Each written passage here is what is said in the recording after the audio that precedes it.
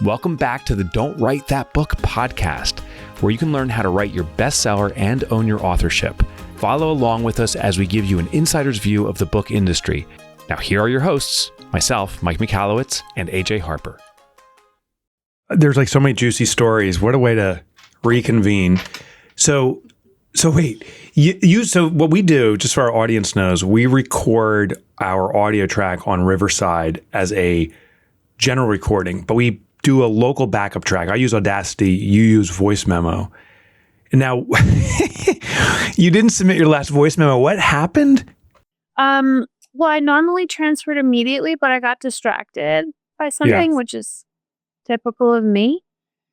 And just a couple days ago, I was trying to shut down my computer, and I saw a voice note was out, and realized it was still recording. So that was like 2 weeks of recording. Wow, I had no idea it does that. It was so it's not recording the whole time, right? Because you put your computer to sleep, you go to sleep, but it was 163 hours. Holy cow! That's like 7,000 terabytes. It probably took up the entire interweb of storage. I taught a couple classes.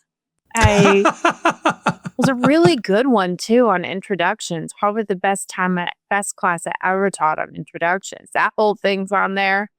Meetings with my team. Probably Greeley barking. Coffee with my wife. Endless coffees with my wife. Yeah. You know what's so funny? When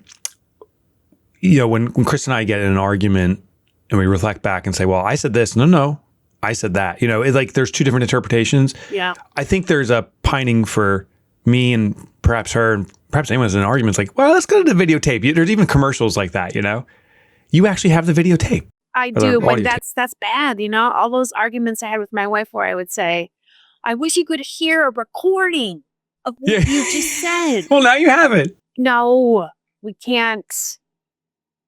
There's this thing that if you've been in a long-term relationship, you start to learn, which is checking. Yeah, you don't want to record it.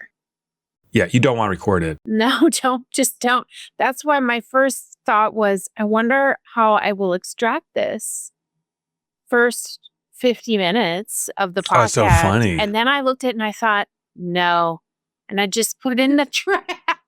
I just dumped it. It's just forget it. That's the appropriate move. I got some crazy stories over the weekend. Yeah. I'm just going to do one. There's a jet ski story I want to tell you about, but I'll say that for next week. You're going to be laughing. Were you on a jet ski? We were on a jet ski. You and Kristen? No, you and I. It was, okay. Okay. This is a text you sent me. Yeah. I woke up. I'm like, the two of us will be laughing our butts off. I couldn't believe it. It was so. Next podcast. Yeah, next podcast. The jet ski, the Mike and AJ jet ski. The crazy thing that happened this weekend. So today's Monday. I walk out to take our dog Archer out for his morning bathroom break. And because of all the snow, I have to go. I usually go out the back into the backyard into the woods, but I have to go out into our front driveway. And I walk by my truck, and I'm like, it's got a dent in it, like a massive dent. So I look closer, and I'm like, did someone hit me in a parking lot? And I drove here, and I look down, and there's all this like crushed backing lights, like the brake light and stuff of another vehicle below it. I'm like, freaking Amazon delivery or some guy. It's a hit and run. So a hit and run in my driveway. There's nothing. So we have cameras. So we go to cameras. It was a hit and run, not Amazon, not a delivery person, a drunk driver. A drunk driver came down our road into our driveway, driving like it was a road, into a snowbank, which I hope is slowed down. There's trails, a snowbank, almost goes off our driveway, comes back on, stops moments before our garage, did not hit the house. Thank G. Backs up, hits my truck, dents it, drives forward into a snowbank, does the bizarrest K-turn, like one of those hitting snowbanks, bushes, everything. Almost hits my truck a second time, doesn't, and then drives away. And then crashes about a half mile down the road into a tree. I will tell you this. I don't want to share anything. Camera picked up the tree part? Oh, everything. Oh, no, not the tree down the road. Not that. That's just what you figured out through conversations or? With the police, yeah. So I called the police. They come. You filed a report. I got my case number right here. I got the card with the case number. And I told them, I'm like, oh, this looks like the type of vehicle. They said, oh, no, I know that type of vehicle. And I'm like, oh, that's interesting. He's like, yeah. We had a little accident last night right down the street from here. So we think it's the same person. Here's what I'll tell you, because I don't want to go into the details. The person came to my house later that day and said it was me. And shaken and upset and honest. And I told them, I said, that's the definition of nobility. Like in today's litigious world, an attorney said, no, no guilt. You don't say a thing. He's going to sue you. You're admitting guilt. Then they came and said, I want to pay for the damages I've done, and I am apologize deeply. And this is a criminal offense. Like they're getting processed because it was the DUI.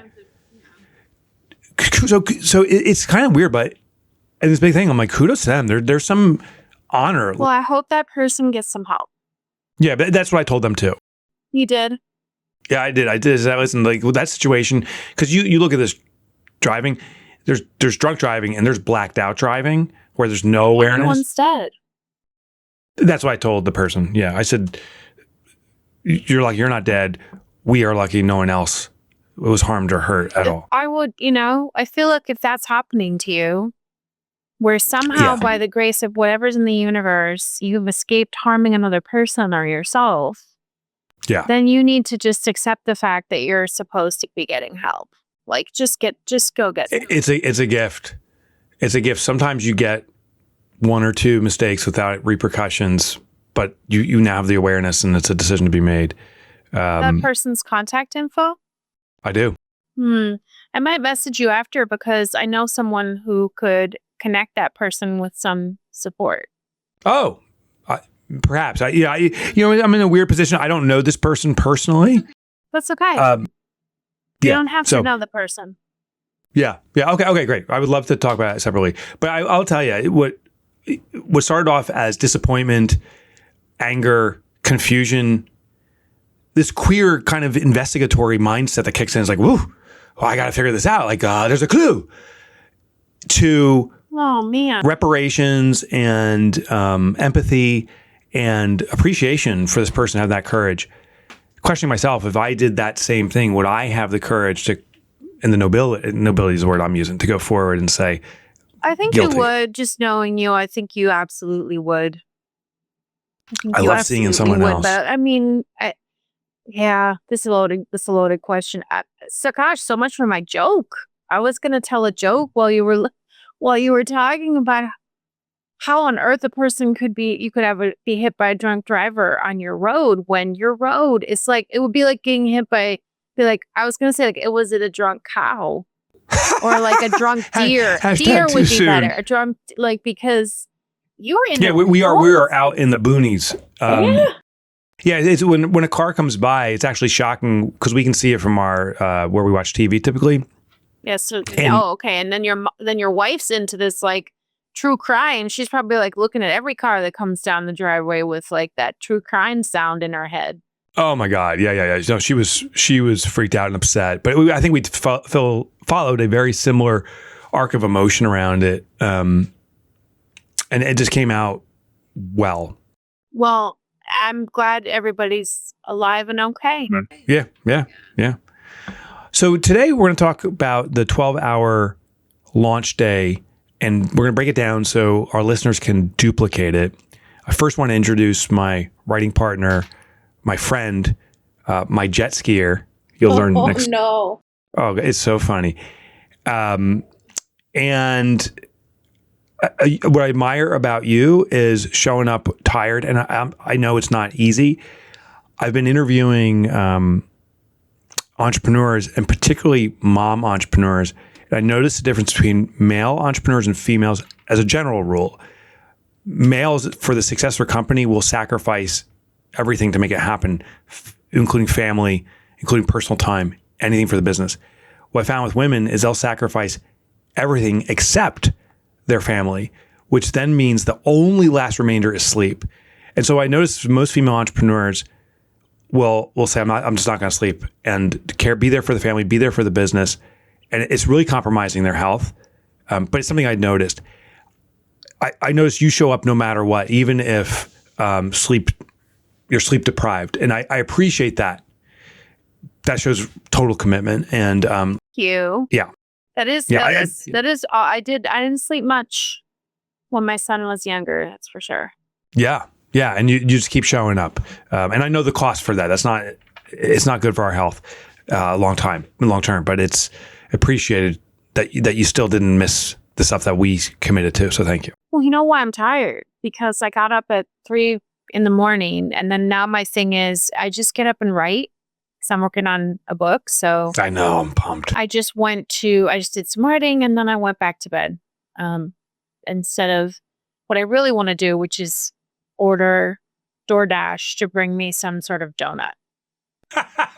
Some sort of donut. But I didn't. I went back. I did some writing, went back to bed. One thing I don't have to say what I admire about you. Gosh, you just demonstrated it, that you would be, that you would have empathy for a person who did you harm. It doesn't surprise me at all to hear how that story ended. That does not surprise me at all. Thank you, my friend. Yeah. So let's get into it. Today, we're going to talk about the 12-hour launch. Do you want me to give you a little breakdown of it? Yeah, but I want to just also say that prior to this, we've done 3 episodes debriefing on the Money Habit book launch. There's an overview episode, and then we did a breakdown on how you did all of your bulk buy. How did that work? Who did it go to? How did you navigate that? We did an episode on how do you ask? What are the asks for influencers specifically? People that you might be nervous to talk to. How do you handle that ask in the context of your own launch and how you handled your ask? And so this is now our 4th episode in this series about the Money Habit launch.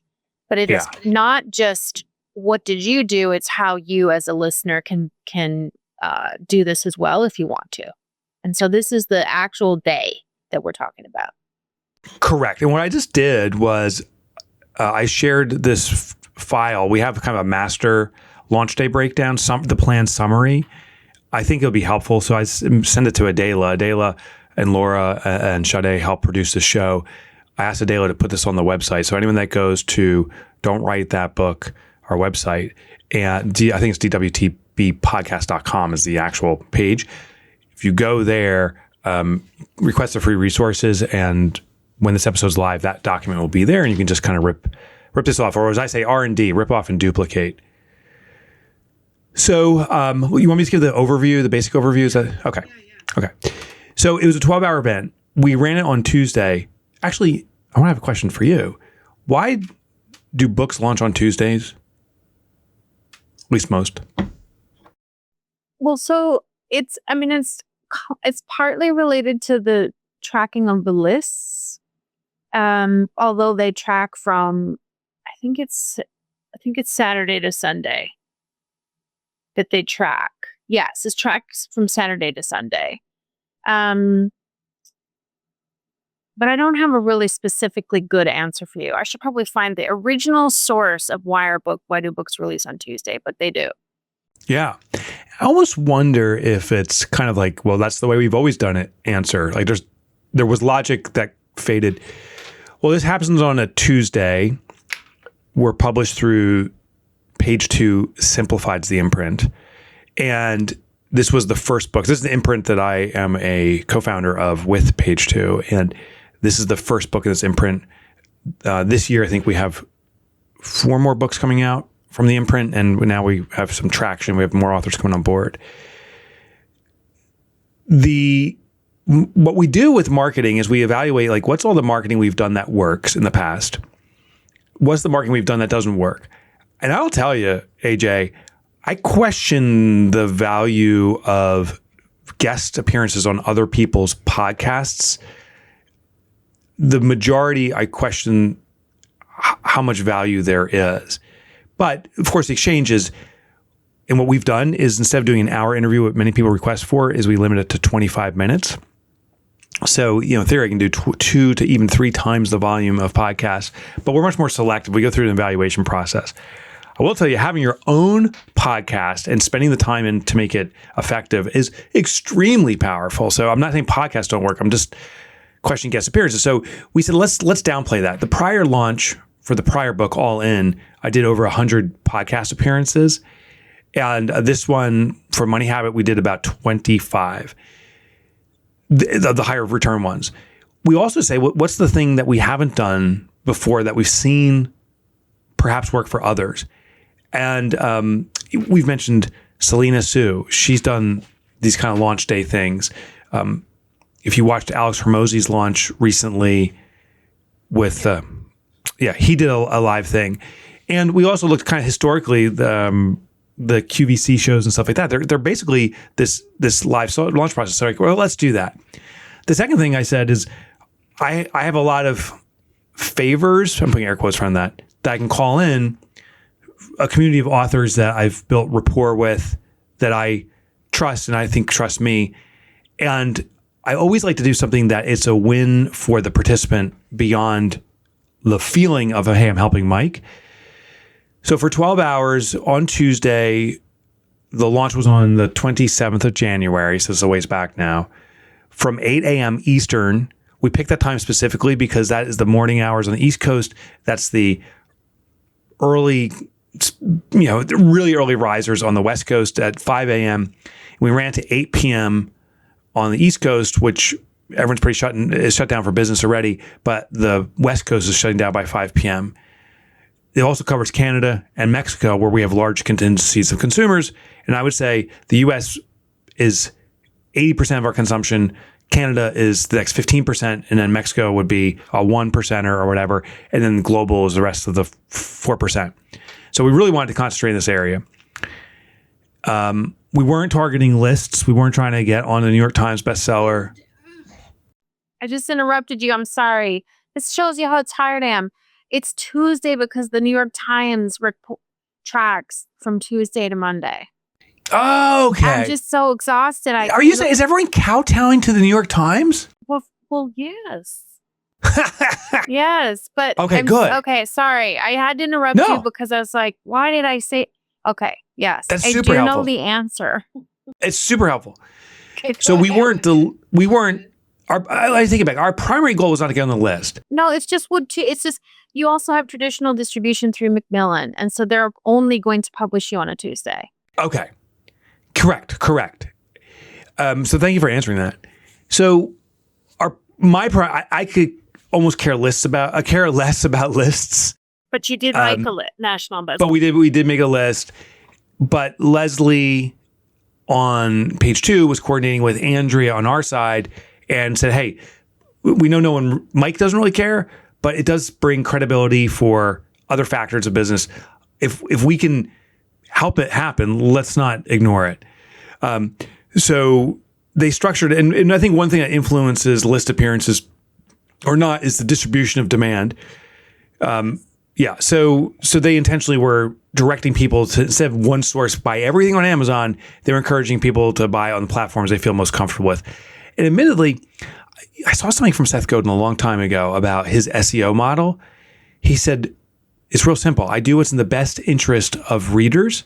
And I just assume that, back then Google was a hot platform, that Google will optimize their algorithms to serve their readers best. So I'm not trying to hack the algorithm, which many people try to do. I'm just trying to serve my readers. And how we did this list appearance, it was a USA Today. What we did was we invited people to choose one of 5 major platforms: Bookshop, Amazon, Barnes & Nobles, Powell, I think Books A Million. I can't remember what the 5 were, but something like that. Libraries, buy it where you want to get it. And that natural distribution seems to be a great way to get on a list. A couple more things. So what was the format? I spoke for a little bit in the very beginning to introduce people to the book concept, what it's about. And then I invited on over 50 experts to come on generally for 10-minute segments where they just presented their perspective on profitability and influence, not profitability, on financial independence and achieving it. But Phil Jones, who talks, his book is exactly what to say. He's not a financial guru or defined that way, but he's got a perspective that really influences it. Communication's key. Michael Bungay Stanier was on there. There's so many folks that appeared. I know you had Garrett. I know you had Garrett Gunderson. Tiffany Aliche. Tiffany did not appear. There was a big snowstorm that went through Nashville, and Nashville got shut down. Oh, okay. And so she scheduled to appear. 2 people didn't make it: Tiffany Aliche and Aaron Walker, both in Nashville. Tiffany traveling through, Aaron a local resident, and they were navigating massive damage that went through Nashville. Later in the show, let's talk about how you guys handled that. But yeah, so you had a 12-hour event where you were talking and other people were talking, and it was live. Just to make sure people know, it went on for 12 hours without interruption, except for one thing that happened that was out of your control. Yeah, which was actually perhaps one of our highlights. We had a total technical shutdown, and I can't remember what the trigger was behind that, but I remember my mind saying, you know what, we've been going till it was 2 in the afternoon, 3 in the afternoon, while you and I were on the segment together, coincidentally. Yeah, I was on when you guys shut down. And I'm like, okay, you know what? We had on average between 500 and 600 at any given time. So let's say 550 people live viewing. I think we had 3,000 registrants, maybe 4. I don't know that number. I got to ask Andrea. And it surprised me how many people were there. We had high degrees of engagement too. So it wasn't like just people turned it on and ignored it. They were coming back to it, maybe watching it live, commenting. We moved, I can't remember now. And I wish I had the stats in front of me. Hundreds of books. I want to say we moved over 500 books. That's right. I've seen the spreadsheet. Yeah. You did see it? Yeah. Yeah. 500, maybe 700 books from this one event. The benefit was not moving the books alone, but I'll tell you, it triggered a lot of individual sales. There was something far greater, and it was unexpected. I'll hold that till later on, but there was something unexpected that came out of it. So I know we wrote down some questions. Do you want to kind of go through those things? I'm curious about, okay, so you decide you're going to do a 12-hour day. First of all, what kind of immediate reaction did you get from your team when you said, hey, let's do a 12-hour day? Yeah, not surprised. Like, this is Mike. And so it was funny. They're like, oh, so you're gonna filibuster. You're gonna speak for 12 hours straight. And I'm like, maybe. No, I told them, and they embraced it. I'm, not surprised. And they said that this is unique and different. Andrea, who leads our marketing, is great. She's like, well, what's the benefit? Let's, this is an idea, but what do we intend to draw from it? And so we spec that out. We had to bring on 2 part-time people to help with this. One is herding all the cats. You got 50 people appearing. So Marco Cantini came on as a part-time employee for us, or part-time contractor. He works elsewhere, and helped us out. He was awesome, Marco. And Aiden McKay was an intern for us, who helped, particularly day of the show. The kid was a rock star. So when you sit down to plan it, what were some of the early brainstorms like? Did you know right away, I'm going to bring in my pals and what you wanted them to talk about? Or were you, tell me more about the brainstorming. Yeah, the first thing was, let's emulate a QVC thing. And so that was kind of the initial version. Then it morphed to, remember the PBS fundraisers where they would show like a part of a show, like say a concert, Tina Turner, here's her epic concert, and they would show 1 or 2 songs. They cut back and say, you just saw Tina Turner, and this is brought to you by PBS at no cost because of our donors. Phones are ringing right now. You hear the phones ringing. So we're like, oh, maybe we can bring that back because that's super compelling. So rich, deep content and then breaks to pitch. And then it morphed to instead of a show where it's one or two presenters, entertainment, whatever, for a long period, I have a lot of friends who could introduce an audience that we've never met before. So the primary driver said, can we get people discovering the money habit who are not familiar with my prior work? So the biggest goal was to get a fresh audience in. And that turned to who are the people that I know who have an audience that probably doesn't know me. And that's why Aaron Walker and Phil Jones and Jean Chatzky, who rock star, who has she writes a blog called Her Money and has this large following in the financial space, private personal financial space, embraced the idea, supported it. And so it just brought on gobs of new faces. That was the goal. Yeah. Okay. So I see that. And then you didn't have any conversations with, so it was all people of some sort of quote unquote influence in that way, as opposed to readers. Yeah, we didn't bring readers on or case studies. Yeah, it would have been interesting to have Sam Horton on or another person, maybe Travis Schneider from A1. They crossed our mind. But when Andrea said, what's our key objective here? It was to build a new audience of followers. We also assumed that the people who registered, it sounded unfathomable that people would stay for 12 hours. Now, at the end of the event, one little surprise, at the end of the event, I said, who here has been absorbing the entire 12 hours, including that technical glitch where our entire site went down. We had to rebuild it. The whole team built the whole new platform. I mean, same platform, but the whole new experience within like 10 minutes, and we were back live. So the only person that got sacrificed, you're the sacrificial lamb. There was people that jumped to the new platform. And then once the new platform was up, we had on average 250 folks there. At the end of the event, at 8 o'clock in the evening, I said, I just got to know who here's the weirdo who was here for 12 hours straight. And weirdo after weirdo said, proud to be a weirdo. Oh, nice. We did end up talking, right? I don't recall. It was such a blur. Oh, yeah, and that's I got an email and they said, can you do this time? And I just happened to be able to do it. So I did talk to you on that day for the launch. You know what? It was probably Aaron's spot or Tiffany Alice's spot and we did have a contingency plan. So thank you. Yeah. So what? Okay. So now that we know, and you know what? I did a 3-hour launch for my book, Write a Must Read. Nice. And most of it was me talking to either authors that I work with, meaning highlighting their experience, or I did a lot of laser coaching sessions where I did. Oh, that's cool. And so that brought a lot of attention to the event because I was getting people were trying to sign up for that.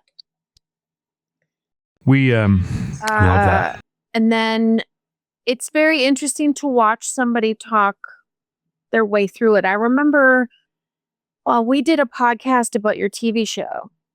And one of the things that you said was, I wish I could have had a chance to see how it turned out for them.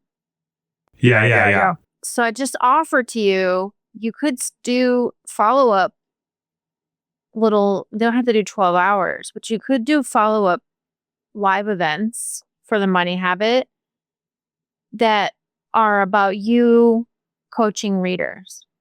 I like in that. Just like 10-minute increments. And I think people would be riveted to that because they want to hear your answers to these challenges. Yeah, I just wrote that down.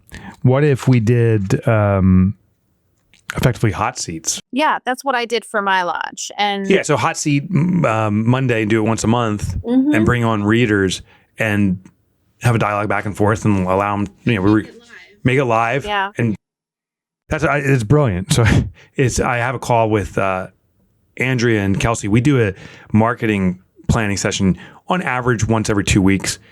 And we have a list of ideas.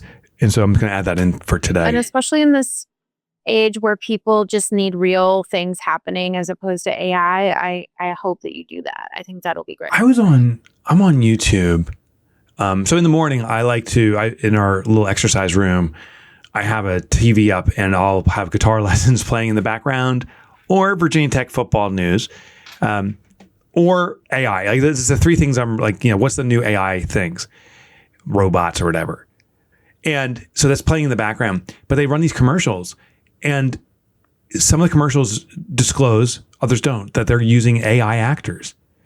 I get this stupid Tai Chi, and it says men over 50. I wonder why it says that. Who want to be in shape, I wonder why it says that, are doing chair Tai Chi. And then it does this really pervy thing. It's disgusting, actually. And then it shows a young woman, of course, 24, but she's like, my dad wants to get back in shape.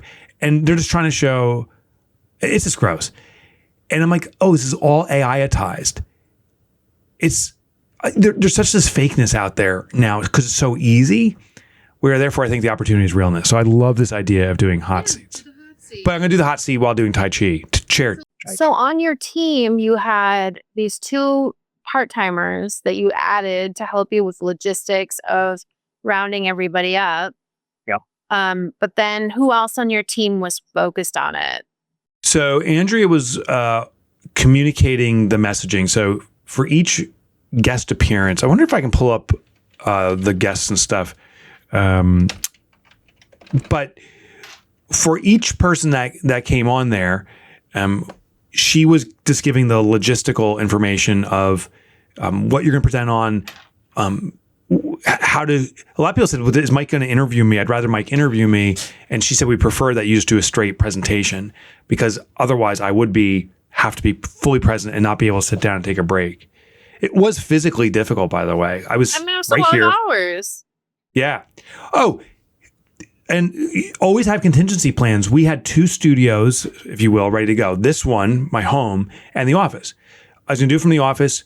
We had meals planned. Amy was running logistics to get meals, anything I needed. Because if I had a bathroom break, it was going to be when someone's presenting. And while they had 10-minute slots, I had to do an introduction and then the post introduction. And on average, I had a 7-minute break. So everything was scheduled these 7-minute breaks, including lunch. So we had it all planned out. Well, I get to our office. I can't believe this. I start my computer and it says updating. And I arrived an hour early, and now it's 20 minutes in and it's 3% done. And I'm like, I am out of here, because it takes me 15 minutes to get back home to get set up. And so I came back here. The updates on my office computer finished an hour later, so it wouldn't have worked. We're broadcasting from here, and the team's like, okay, we're going to get food delivered, DoorDash equivalent. But I can't leave the studio. I can't even go upstairs to answer the door. So Amy drives here, and she's guarding the door, delivering food. So the logistics was very difficult. So Andrea was doing the coordination with individuals, explaining and answering their specific questions. Once we had that, Marco and Aiden were the ones just kind of managing the slots and kind of the surface dialogue. Andrew's doing the more detailed answers. Amy was actual physical logistics, food, block and tackle for bathroom breaks. Like literally when a bathroom break is coming, go into the bathroom, because it's a 1-person bathroom was the plan. Stand there so that when break is coming, Mike can run to use the bathroom and no one else has it occupied. But since I was back here, there's no problem. Well, yeah, I was going to say, who else is in your house? Kelsey was on commenting. Aaron, my assistant, once we went live, Marco and Aiden and Kelsey and Andrew were all on the live dialogue, managing the chats, getting guests in and out. The technology was a little bit complex. We didn't use Riverside. We used StreamYard for that. I used StreamYard for mine too, so that it's very cool. It puts people in a waiting room, like a green room, before their time to go on. It has internal chat capabilities, external chat capabilities. What I like about it is the look of it and how it can bring quotes from the chat and other things up across the screen. So I think StreamYard's great. And then it's broadcasting to LinkedIn, YouTube, Facebook, wherever you want it to broadcast. Yeah, live broadcast. Adela was there. She was managing our guests as they're coming in, getting them pumped up. It was good networking for her. She did a fantastic job.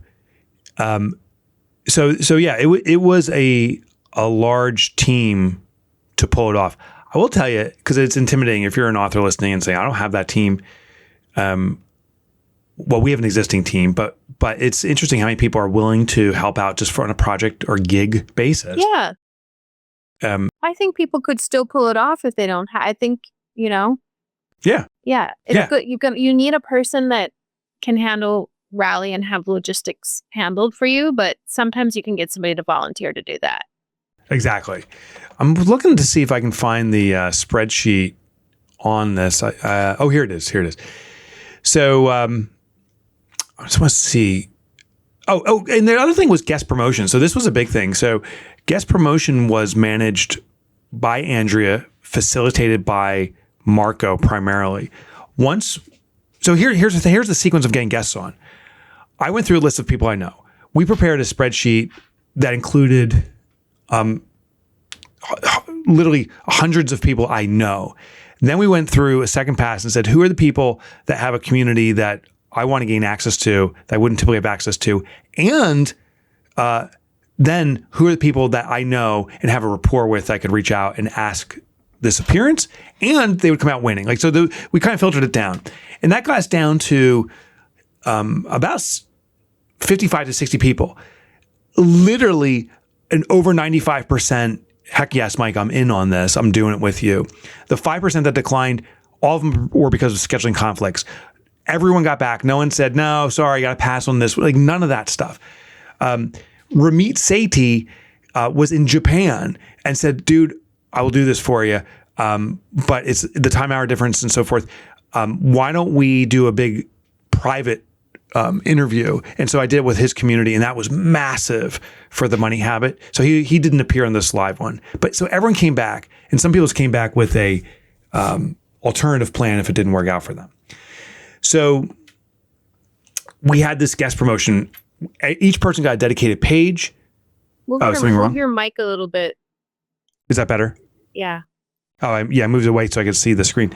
So everyone got a dedicated page that they would go to. So moneyhabit.com/AJ Harper. That would be your link. And that page had a picture of you because I know your community knows you, and it had a picture of me to do what I call a transfer of trust. So associate someone they already know, you, and trust to someone new that they can now link together. A description of the event, and then a list of the other guests to build authority and credibility. Had a prominent registration features. So what I asked people in my initial communication, I said, I'm doing this event. I'd love for you to be a guest, but before you say yes or no, I also have a bold ask with that. Would you be willing to do 2 promotions to your community that you're doing this? And all the yeses said, yes, I'll do that. The ask for their promotion was about a week prior and then the morning of. And I'll tell you, when you're promoting events, particularly nowadays, it's a lot of this last minute stuff. So you want to give people notice. That's why we did a week in advance. But if you start doing this 6 months in advance or whatever, it's very difficult to get people to block out time, ironically. And then last minute Charlie's for what was it was really a passive event. Like you turn it on and you can leave it running in the background. And I think most people did. Mm-hmm. We invite people to do that. And the link. So what were we promoting? Throughout, we reference our bulk buy page or multi-book page. This is the first time we've ever done a 1 book purchase with bonuses. We've always started at 3. I don't know if statistically we sold more books, but I think we got better engagement that way. Meaning we had definitely over 500 individual orders happen throughout the day. 300 plus were 1 book purchase, but they got the bonus, which was interfacing with our AI system that was programmed and is programmed just for the Money Habit. This has been extraordinary for us because now I see the questions people are asking about the Money Habit that aren't answered in the Money Habit because we get the AI feedback and it says, here, these are questions that are not answered. So we created a dashboard There's a website called Infinite Use. It's a company I invested in by Sandy Waggett. Infinite Use. They created this dashboard, and we start seeing this feedback coming in saying, oh, this resource, people want this number one resource and cannot find it easily. Fix this. And so we're getting this dynamic feedback. So that was very powerful. 200 of the orders were 3 or more, the majority being 3, some being like the next level, I think was 14 or something. I think we had 2 to 8 orders. I still remember the numbers for 55, which was our max. Yeah, and here's the list. I'm just looking through. I have so many spreadsheets. Mike Basinski of Buzzworthy Marketing came on. Like, why would he come on with a personal finance book? Well, he's got a big community of small business owners, marketing agencies who have 2 or 3 employees. And we're like, he's perfect for it. But he spoke about how when you talk to your employees about personal finance, you're talking about the most intimate thing in their life. It's a little bit awkward. It's like saying, hey, have you ever had herpes? Like, it's very awkward. How do you communicate that way? And it's a marketing. If you want to empower your team financially, how do you market to them? So just unexpected connections, but people I know, like, and trust. Cool. So we already talked about some of your strategies for the day, but I'm wondering about other things like, how do you keep your voice? How'd you not lose your voice in 12 hours? There is a tea that has marshmallow, which it's called like speakeasy or throat coat, one of the two. Throat coat. I think so. Yeah, and it's a little bit of that occasionally, but really just staying hydrated, tons of water, tons of breaks. When my camera would cut off, so I don't know if I can show. Yeah, I'm going to show the wide view. That's the nice thing about our new YouTube channel here is you can see the office, but you still can't see. I'm on my wide view right now. But to my left, to your right on camera, right where you see the end of this D, there's a chair there. And it's my little meditation section. I got to show you some stuff. Hang tight. I got my little singing bowl there I use in the morning. Got my little Buddha. And that's my little it's the meditation station here at the McAllowitz house. Meditation station. Yeah. So I would sit there and I just close my eyes. I'd be listening to the guest. I would sometimes do a little prayer or whatever. Other times just deep breathe and sit. Sometimes stretch my back. And these little mini recoveries. I played sports in college, in high school, and what happened is you'd go out in the field. I played lacrosse, and you would run, and in many cases you run all out. And how can you run all out during an entire game? You can't. So you would come off the field and take breaks, and they would run what's called lines, a group of players, and then the next. Yeah, it's identical. Yeah, you're the big hockey gal. It's hockey. It's hockey. So you sprint and you recover. That was how I did it. Yeah. Okay. So you already gave us some results, but now I kind of want to hear a little bit more. What were the goals going in though? So you said you sold probably about 500 books that day. But what was that? Was that the goal, or had you not set any? No. So the goal was we wanted to move books. We wanted to move 10,000 books for the launch. I think all said and done, bulk orders, everything, we've moved between 7,000 and 8,000 for the launch. That day, we sold, I think, minimally 500. 300 were one order, and then 200 were multi-order. So if you add that up, it's got to be more than 500. But we minimally moved 500. And some people, it's hard to attribute. Did they buy it because they were on that event, or did they buy it because of an email and they came to the event and they submitted their book and their receipt? We can't tell what the source was. But that wasn't the primary. We wanted to move books. We wanted to build a list. That was the primary goal, but it wasn't the primary benefit at the end of the day. So we added to our list 3,000 to 5,000 new individuals that are not familiar with us, with my work, our work. But here was the big one, AJ, this is the big reveal now, is the relationship with these other influencers has been amplified. Like, thank yous from them. Like, that was awesome. Thanks for sharing my work. We promoted each person that appeared, their work, whatever it may be, and the gratitude and the connection. I'm going to harp on Jean Chatzky because she's a great example of someone I did not know prior to this. We interviewed her for the book. She's inserted in the book, the audio book. Like, I interviewed her and she inserted the book. That came about because I said, hey, I'm doing this event. I'd love for you to be a presenter and I'm going to promote you. She said, yeah, I'd absolutely do that. I said, hey, I'd love for you to be in the book too. Okay. And now she's coming down and we're meeting up in Nashville this summer for a couple of days. That's just one example of a level of rapport that came about that's just extraordinary. And there's something special about when I have an opportunity to be face-to-face with these influencers, some folks I would never have in the past. And I want to do a little pitch here for people to join the Top 3 book workshop because we haven't mentioned it yet. And there's something magical that happens when you're face-to-face. So do you mind, before we continue on, just mentioning how people can sign up for that? Well, the workshop is an annual workshop. I only work with about 15 to 18 people in this workshop. It's about 14 weeks. I think when this airs, there will still be maybe a couple slots. But right now we are over half full. Oh, I love it. It starts in August. And that's my signature program that I've been doing since 2018 that has produced some amazing books from some truly remarkable authors. And the site's ajharper.com. Yes. Okay. Thanks for letting me do that pitch. You know what I'm afraid of is people miss this because I've actually had people say, oh, AJ does workshops at her home. I'm like, yeah, we talk about it. It's also not at my home. That's your vacation, isn't it, in Madeline Island? So the workshop is, you said Top of Your Book workshop, so that's what I answered about. That's my virtual program. That's still face-to-face, but it's virtual. But if you're talking about my retreats on Madeline Island, I do 3 of those a year in the summer.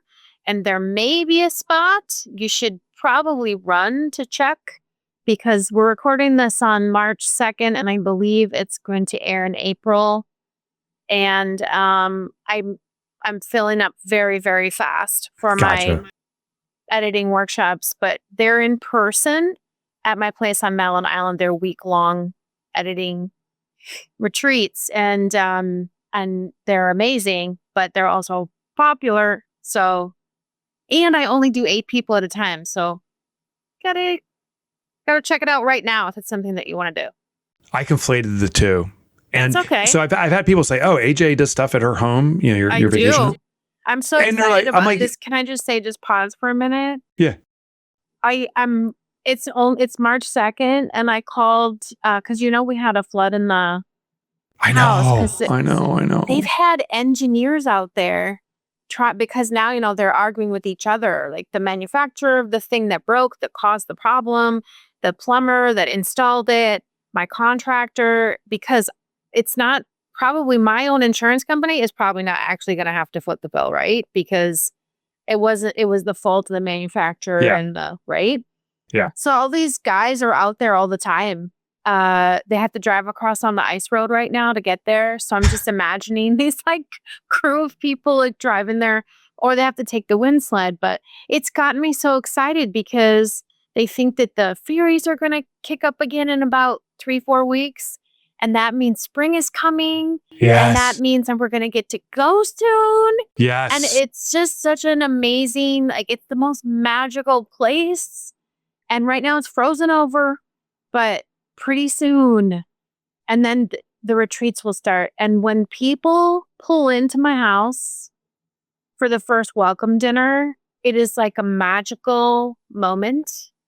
I can't even tell you. So see, you got us way off track, but you got me jacked because I've been waiting for the ice to break up because of this. Because when that happens, they have these big icebreakers that come from Duluth, and they break up the ice in the bay in harbor in Duluth, and then they come around and they break it up the ice in Bayfield too, so that the ferries can start running. And that's the sign. That's ready. It's starting.